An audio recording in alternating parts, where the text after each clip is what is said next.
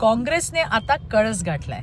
गरीब कष्टकरी बहिणींच्या खात्यात येणारे पैसे यांना जर सरकारी लाच वाटत असतील ना, तर यांच्या बुद्धीची कीव करावी लागेल।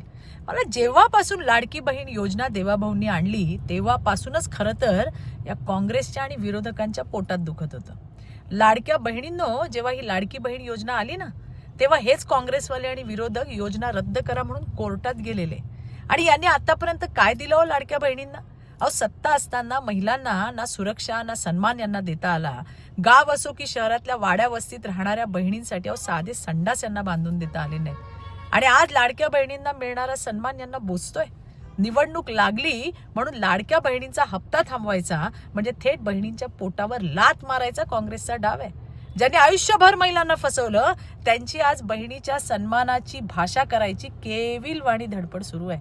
महाराष्ट्राच्या बहिणी काँग्रेसचा हा घाणेरडा खेळ आणि त्यांची नियत चांगलीच ओळखतात।